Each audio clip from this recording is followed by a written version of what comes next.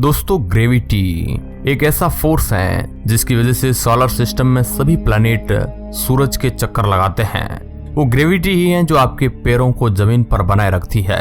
इस natural phenomena के चलते ही धरती पर एक नॉर्मल इंसान 1.5 फीट ऊंची छलांग लगा सकता है। हालांकि ये आंकड़ा दूसरे ग्रहों पर बदल सकता है क्योंकि सभी ग्रहों का ग्रेविटेशनल फोर्स एक दूसरे से काफी अलग होता है। खैर, इस बात में तो कोई दो राय नहीं है कि इंसान अभी तक दूसरे ग्रह पर जीवन नहीं खोज पाया है। लेकिन जरा सोचिए कि क्या हो अगर हम दूसरे ग्रह पर रहना पड़े। क्या हम सौरमंडल के बाकी ग्रहों पर भी पृथ्वी से भी ऊंचा कूद सकते हैं क्या? उदाहरण के लिए मान लीजिए आप वीनस या सैटर्न पर शिफ्ट हो जाते हैं। जरा सोचिए वहां के वातावरण में ऊपर उठने में आपको कौन सी दिक्कतों का सामना करना पड़ेगा। तो दोस्त, आज हम यही जानेंगे कि आप और हम दूसरे ग्रहों पर कितना ऊंचा कूद सकते हैं। हेलो दोस्तों, मैं हूं आपका दोस्त सुरेश सांचोरी। दोस्तों, ये तो हम सभी जानते हैं कि हमारे सौरमंडल में एनर्जी का सबसे बड़ा सोर्स सूरज है और सभी ग्रह इलिप्टिकल ऑर्बिट में इसका चक्कर लगाते हैं। इस ऑर्बिट में पहले स्थान पर अपनी दावेदारी रखता है मर्क्यूरी यानी कि बुध ग्रह। इसलिए हमारे सवालों का सिलसिला शुरू करते हैं बुध ग्रह से। हमारे सोलर सिस्टम का सबसे पहला ग्रह मर्क्यूरी है, सूरज के सबसे नजदीक है। इस ग्रह की ग्रेविटी पृथ्वी की ग्रेविटी से लगभग आधी है, जिसका मतलब है कि बुध ग्रह पर आपका हाई जंप 4 फीट ऊंचा हो सकता है। धरती पर इंसान के लिए इतना ऊंचा कूदना मुमकिन नहीं है। अगर आप हाई जंप के शौकीन हैं तो मर्क्यूरी आपके लिए बेहतर विकल्प है। लेकिन ध्यान रहे कि वहां के तापमान में आपका भरता ना बन जाए कहीं। दरअसल सूरज के सबसे पास होने की वजह से इस ग्रह के सन साइड में तापमान 427 डिग्री सेल्सियस तक रहता है और इंसान 100 डिग्री सेल्सियस का तापमान भी नहीं झेल सकता है। ऐसे में बुध ग्रह पर जाने का मतलब गर्म उबलते हुए लावा के बीचों बीच खड़ा होना। अगर किसी सूट की बदौलत इस गर्मी से बच भी गए तो रात में भी आपको आराम नसीब नहीं होने वाला है, क्योंकि मर्क्यूरी पर रात को तापमान -180 डिग्री सेल्सियस पर पहुंच जाता है। अगर आप गर्मी से नहीं मरे तो जमा देने वाली ठंड से लड़ने के लिए तैयार हो जाइए। अगर आप सोच रहे हैं कि रात के 8 घंटे ठंड में बिताना भला कौन सी बड़ी बात है, तो ध्यान रहे कि मर्क्यूरी का एक दिन 58 अर्थ डे के बराबर होता है। अब बात करते हैं वीनस ग्रह की, जिसे पृथ्वी के ट्वीन के रूप में भी जाना जाता है। सोलर सिस्टम में दूसरे ग्रह पर काबीज वीनस एक गर्म ग्रह है जो मास और आकार में लगभग पृथ्वी से मेल खाता है। यही वजह है कि पृथ्वी और वीनस ग्रेविटी में भी काफी कुछ एक जैसे हैं और इसलिए वीनस पर आपकी एक हाई जंप 1.7 फीट ऊंची होगी। लेकिन ध्यान रहे कि यह ग्रह आपकी और हमारी कल्पना से भी ज्यादा खतरनाक green house gas effect create करता है। साथ ही साथ हाई एटमॉस्फेयर प्रेशर भी बनाता है। वीनस का तापमान इतना ज्यादा है कि बारिश भी यहाँ पर आपको कोई राहत नहीं देने वाली है। तीसरे नंबर पर आता है हमारी पृथ्वी, जिसके जिक्र की जरूरत नहीं है, इसलिए हम रुख करते हैं सौरमंडल के चौथे ग्रह मंगल की ओर। इस लाल ग्रह पर वर्टिकल जंप आपको हवा में 4 फीट ऊंचा उठा सकती है, बशर्ते मंगल ग्रह पर हवा मौजूद हो। हम सभी जानते हैं कि इस ग्रह पर वातावरण तो है, लेकिन पृथ्वी के मुकाबले काफी ज्यादा पतला है। अगर आप शाम तक मंगल ग्रह पर रुकते हैं तो जरूर ही आपको एक ब्लू सनसेट का नजारा देखने को मिलेगा और शायद आप हमारे सौरमंडल के सबसे बड़े माउंटेन ओलंपस मॉन्स का भी दीदार कर पाए, जो एवरेस्ट से 3 गुना ज्यादा बड़ा है। लेकिन इस ग्रह पर उतरने के लिए आपको जिगर की जरूरत है, क्योंकि यहाँ की हाई रेडिएशन कुछ ही पलों में आपकी जान ले सकती है। अब बात करते हैं हमारे सौरमंडल के आउटर प्लैनेट की, जुपिटर। हमारे सौरमंडल का सबसे बड़ा गैस जायंट होने के नाते इस ग्रह के पास सॉलिड सरफेस नहीं है, यानी कि इस ग्रह पर हाई जंप लगाना काफी बेतुका विचार है। हालांकि अगर आप फिर भी इस गैस जायंट पर हाई जंप का एवरेज पता लगाना चाहते हैं तो बता दें कि जुपिटर पर आप केवल 6 इंच तक ही कूद पाएंगे। जुपिटर पृथ्वी के मुकाबले 10 गुना बड़ा है और इसलिए इसकी ग्रेविटी भी पृथ्वी से कहीं ज्यादा है। इसके अलावा जुपिटर की सतह पर एक बड़ा स्टॉर्म सदियों से एक्टिव दिखाई देता है। यह इतना विशाल है कि पूरी पृथ्वी इस स्टॉर्म में समा सकती है। शुक्र है वक्त के साथ ये तूफान अब धीरे धीरे छोटा हो रहा है। अब बात करते हैं सौरमंडल के दूसरे गैस जायंट की, सैटर्न। हमारे सौरमंडल का छठा प्लैनेट सैटर्न आकार में जुपिटर से थोड़ा छोटा है।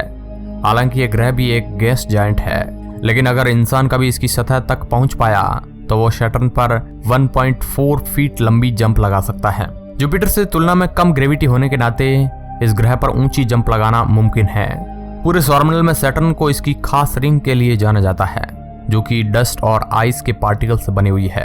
अपने एक्सिस पर यह ग्रह सौरमंडल के बाकी ग्रहों से काफी फास्ट घूमता है। हमारे सफर में अगला ग्रह है यूरेनस।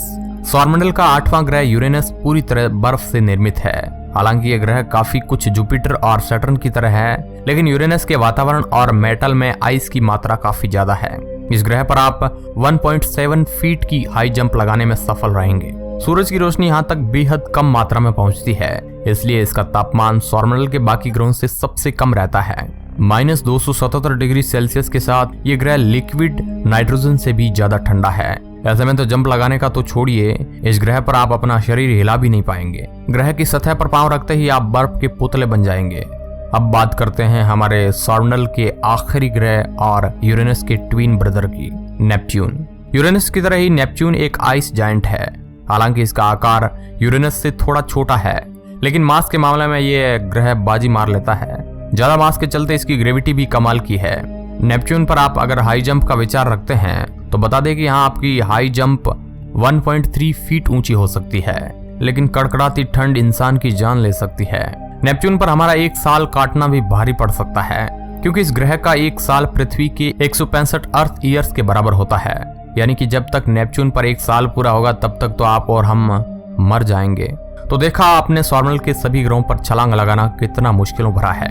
ऐसा इसलिए क्योंकि सभी ग्रह इंसानों के लिए हॉस्टिल एनवायरनमेंट नहीं बनाते हैं। लेकिन क्या आपने इनके चांद का विचार किया है? पृथ्वी के चांद की तरह ही सौरमंडल के सभी ग्रहों के पास अपने चांद मौजूद है। चलिए जान लेते हैं उन चांद पर इंसानों की हाई जंप कितनी रोमांचक हो सकती है। सबसे पहले शुरुआत करते हैं पृथ्वी के चांद से, मून। दोस्तों, चांद पर ग्रेविटी हमारे ग्रह के 1/5 है। इसका मास और आकार दोनों ही पृथ्वी की तुलना में काफी कम है।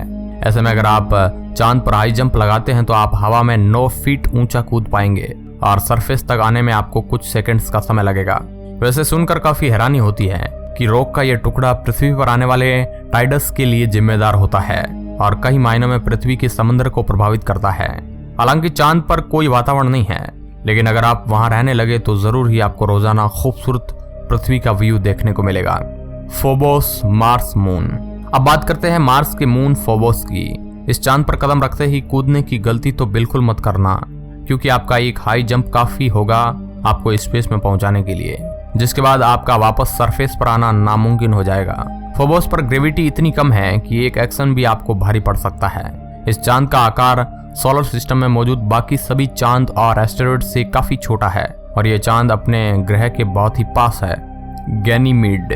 गैनीमीड जुपिटर का सबसे बड़ा चांद है और इसकी सतह काफी सख्त है। यहाँ लगाई गई हाई जंप आपको हवा में 10 फीट तक ऊंचा उठा सकती है। दरअसल इस नेचुरल सैटेलाइट पर ग्रेविटी काफी कम है, क्योंकि इसका मास बहुत कम है। हालांकि आकार में चांद मर्क्यूरी प्लैनेट से भी ज्यादा बड़ा है। आउटर प्लैनेट का चांद होने के नाते यहाँ पर आपको बर्फ के भंडार देखने को मिल सकते हैं, लेकिन असल में इसके कोर में धधकता गर्म लावा है जो कि मैग्नेटिक फील्ड का निर्माण करता है। गैनीमीड जुपिटर का एकमात्र चांद है जो स्ट्रॉन्ग मैग्नेटिक फील्ड का निर्माण करने की काबिलियत रखता है, औकात रखता है। टाइटन। एक ऐसा चांद जिसकी सतह के नीचे आपको पानी की झील देखने को मिल सकती है। हम बात कर रहे हैं शनि ग्रह के सबसे बड़े चांद टाइटन की। इसकी सतह पर आप 11 फीट ऊंची हाई जंप लगा सकते हैं। हालांकि इसका आकार काफी बड़ा है, लेकिन टाइटन की ग्रेविटी काफी कम है। इस चांद के एटमॉस्फेयर में नाइट्रोजन है जो इसकी सतह को काफी धुंधला बनाती है। इसके अलावा टाइटन पूरी तरह से बर्फ से बना हुआ है। ये काफी भारी है और इसके कोर में पानी के भंडार है। अब तो आप समझ ही गए होंगे कि यहाँ के वातावरण में कूदने से पहले आपको ठंड से बचने के सख्त इंतजाम करने की जरूरत है। ट्राइटन। नेपच्यून का चांद ट्राइटन ग्रेविटी के मामले में थोड़ा पीछे है। यही वजह है कि इस चांद की सरफेस पर आप 19 फीट ऊंची छलांग लगा सकते हैं, पर यहाँ तक पहुंच पाना और इसके ठंडे वातावरण से बच पाना अपने आप में ही एक बड़ा टारगेट है। इसके अलावा ट्राइटन सोलर सिस्टम का एकमात्र चांद है जो अपने पेरेंट बॉडी को उल्टी दिशा में ऑर्बिट करता है। तो ये थे सौरमंडल के ग्रह और उनके चांद, जहां हाई जंप लगाना उतना ही आसान नहीं है जितना कि ये दिखाई पड़ता है। हर ग्रह की ग्रेविटी और समस्याएं एक दूसरे से कई मायनों में अलग है। थियोरेटिकली दूसरे ग्रह पर पहुंचने की बात जितनी आसान लगती है, उसे धरातल पर उतारना उतना ही मुश्किल है। तो दोस्तों, आज के इस वीडियो में बस इतना ही। वीडियो अच्छा लगा है तो इसे आप लाइक कर सकते हैं। इस वीडियो रिपोर्ट के अंत तक बने रहने के लिए आपका बहुत बहुत धन्यवाद।